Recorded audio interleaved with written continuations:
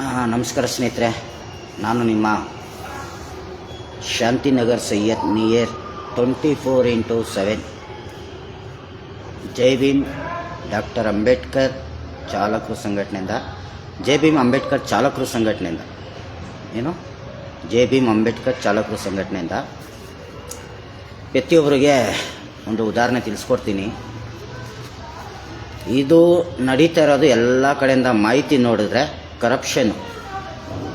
ಯಾವ ಥರಪ್ಪ ಕರಪ್ಷನ್ ನಡೀತಾ ಇದೆ ಅಂದರೆ, ಹೊಸ ಗಾಡಿಗಳಿಗೆ ಪರ್ಮಿಟ್ಗಳು ಸ್ಯಾಂಕ್ಷನ್ ಮಾಡಿರೋದಾರೆ, ಹೊಸ ಗಾಡಿಗೆ ಪರ್ಮಿಟ್ಗಳು ಸಿಕ್ಕಿದೆ. 18, 19 ಮಾಡಲು ಗಾಡಿಗಳಿಗೆ ಪರ್ಮಿಟ್ಗಳು ಇಲ್ಲ. ಆ ಮುಖಾಂತರ ಆಗಿ ಕರಪ್ಷನ್ ಅಂತ ನಮ್ಮ ಬೆಂಗಳೂರು ನಗರ ಕೇಂದ್ರ ಸರ್ಕಾರ ಟ್ರಾಫಿಕ್ ಪೊಲೀಸ್ ಅಧಿಕಾರವರೆಲ್ಲ ಸೇರಿ ಒಂದು ನಿಯಮ ಜಾರಿ ಮಾಡಿದ್ದಾರೆ. ಯಾವ ಥರ ಅಂದರೆ, ಈಗ RT ಅಧಿಕಾರವ್ರಿಗೂ ಪ್ರಶ್ನೆ ಮಾಡೋದು ಚಾಲಕರಿಗೆ ಧೈರ್ಯ ಬೇಕು, ಒಂದು ಚಾಲಕರಿಗೆ ಮೀಟ್ರು ಬೇಕು. ಇಲ್ಲಿ ಏನಾಗ್ತಾಯಿದೆ ಅಂದರೆ, ಕೆಲವು ಚಾಲಕರು ಮೌನವಾಗಿರ್ತಾರೆ, ಬಾಯಿ ಮುಚ್ಕೊಂಡಿರ್ತಾರೆ. ಇದು ನಮ್ಮ ಚಾಲಕರಿಗೋಸ್ಕರ ವಿಡಿಯೋ ಮಾಡ್ತಾ ಇರೋದು, ಅರ್ಥ ಮಾಡ್ಕೋಬೇಕು. ಯಾವ ಚಾಲಕನೂ ಬಂದು ನಮಗೆ ಆನ್ಲೈನ್ ಸಮಸ್ಯೆ ಕೊಡಿ, ಆನ್ಲೈನ್ ಆ್ಯಪ್ಗಳು ಕೊಡಿ ಅಂತ ಯಾರೂ ಕೇಳಿಲ್ಲ. ಒಂದು ಕರಪ್ಷನ್ ಬಗ್ಗೆ ಹೇಳ್ತಾ ಇದ್ದೀನಿ, ಅರ್ಥ ಮಾಡ್ಕೊಳ್ಳಿ.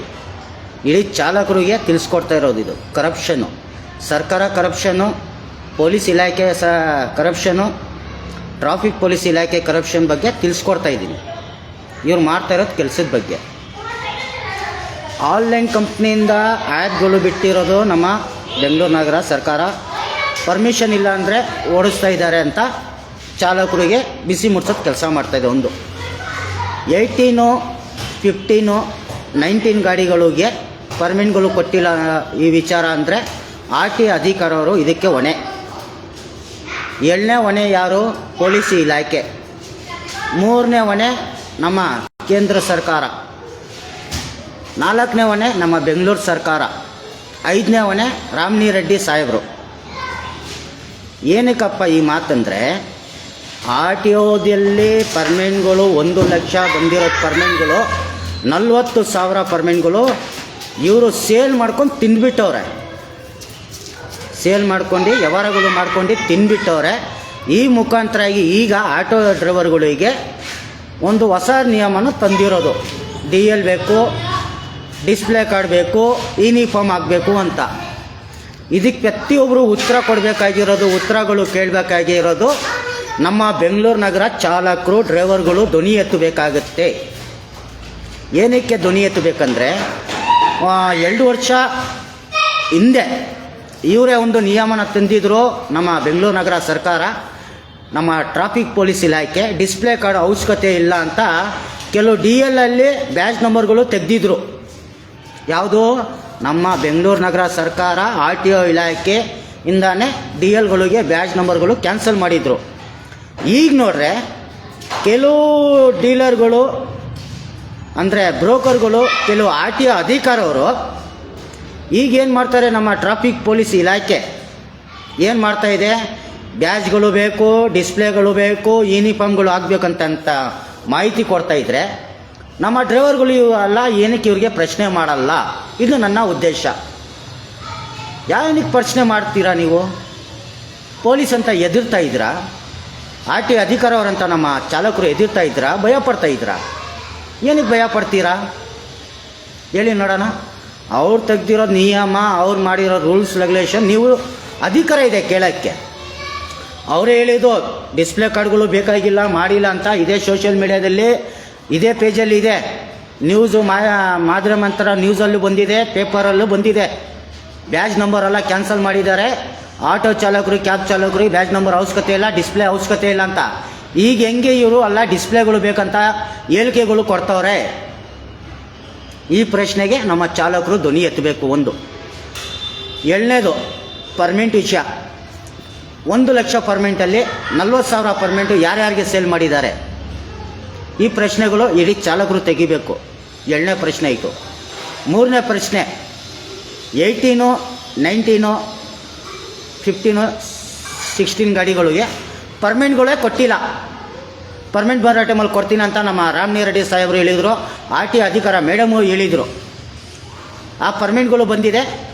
18-19 ಗಾಡಿಗಳಿಗೆ ಪರ್ಮಿಟೇ ಇಲ್ಲ. ಇನ್ನೋವರೆಗೂ ಚಾಲಕರು ಸಾಯ್ತವ್ರೆ, ಪರ್ಮಿಟ್ ಇಲ್ಲ ಅಂತ. ನಮ್ಮ ಆರ್ ಟಿ ಅಧಿಕಾರವ್ರು ಏನು ಮಾಡ್ತಾವ್ರೆ? ಇದಕ್ಕೆ ಧ್ವನಿ ಎತ್ತಬೇಕಾಗಿರೋದು ನಮ್ಮ ಚಾಲಕರು. ಈಗ ಇವ್ರ ಕರಪ್ಷನ್ ಏನಪ್ಪ ಅಂದರೆ, ಹೊಸ ವಾಹನಗಳಿಗೆ ಪರ್ಮಿಟ್ಗಳು ಕೊಡ್ತಾ ಇದ್ದಾರೆ, ಹಳೆ ವಾಹನ ಏನಕ್ಕೆ ಕೊಡಲ್ಲ?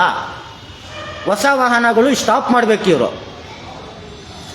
ಏನೋ BS7 TVS ಗಾಡಿ ಥರ ಫಸ್ಟ್ ಗೇರ್ ಹಾಕಿದ್ರೆ ತೆಳಗಡೆ, ಫಸ್ಟ್ ಗೇರ್ ತೆಗೆದ್ರೆ ನೂಟ್ಲು, ಯಾವ ಥರ ಕೊಟ್ಟಿದ್ದಾರೆ. ಇದಕ್ಕೆಲ್ಲ ಚಾಲಕರು ಧ್ವನಿ ತೆಗಿಬೇಕು. ಯಾವ ಚಾಲಕನು ಯಾವನು ಧ್ವನಿ ಎತ್ತಲ್ಲ.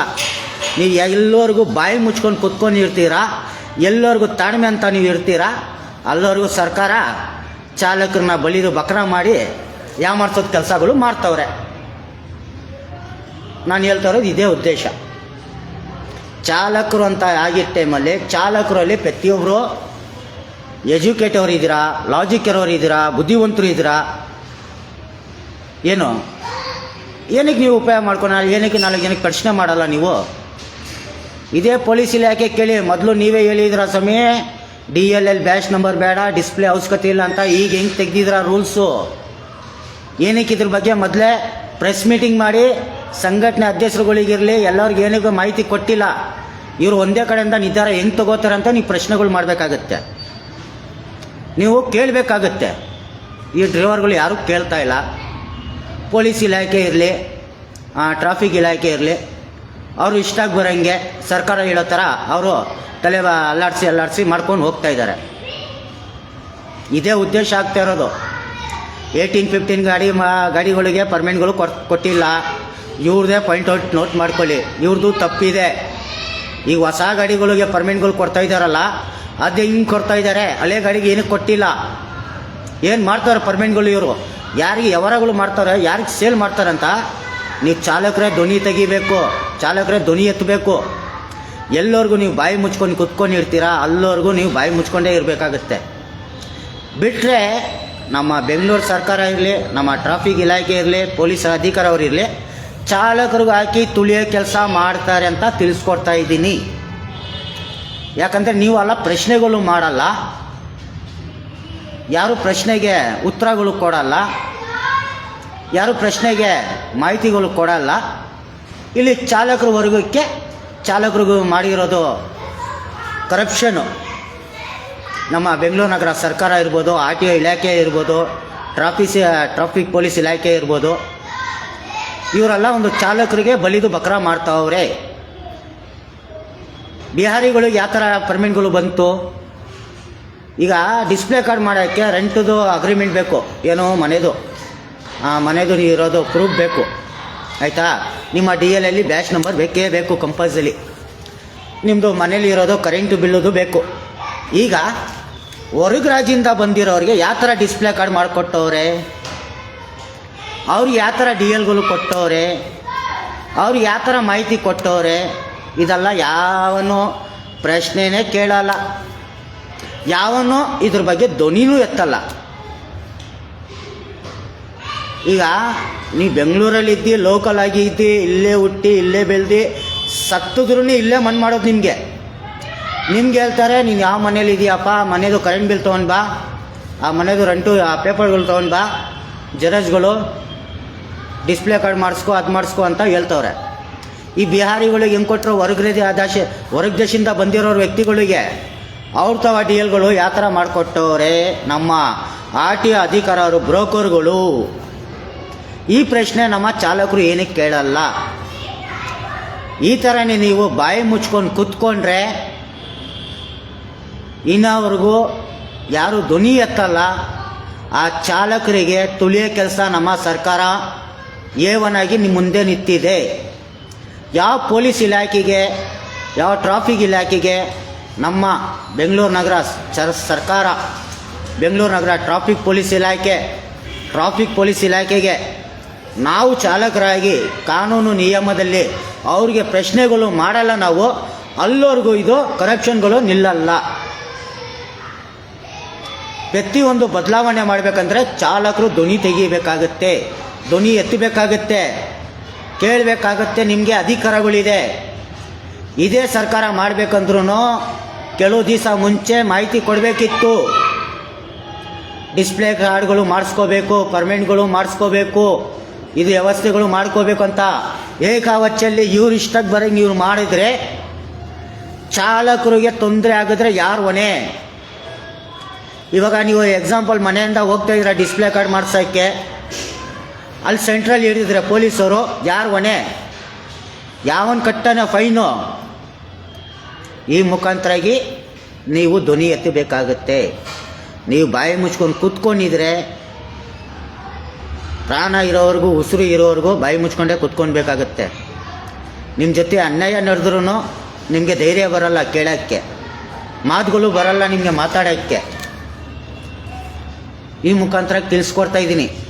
ಈ ತೀರ್ಮಾನಗಳು ಮಾಡಬೇಕಾಗಿರೋದು ಚಾಲಕರನ್ನೇ ಇದಕ್ಕೆ ಧ್ವನಿ ಎತ್ತಬೇಕು, ಚಾಲಕರನ್ನೇ ಇದಕ್ಕೆ ಪ್ರಶ್ನೆಗಳು ಮಾಡಬೇಕು, ಚಾಲಕರು ಸೀಮಿತವಾಗಿ ನಿಂತ್ಕೋಬೇಕು ಈ ಕೆಲಸ ಕಾರ್ಯಗೆ ಅಂತ ತಿಳಿಸ್ಕೊಡ್ತಾ ಇದ್ದೀನಿ. ಜೆ ಭೀಮ್ ಅಂಬೇಡ್ಕರ್ ಚಾಲಕರು ಸಂಘಟನೆ ಕಡೆಯಿಂದ ಶಾಂತಿನಗರ್ ಸೈಯದ್ ನಿಯರ್ 24x7 ಅಂತ. ಜೈ ಹಿಂದ್, ಜೈ ಭೀಮ್. ನಮಸ್ಕಾರ ಸ್ನೇಹಿತರೆ.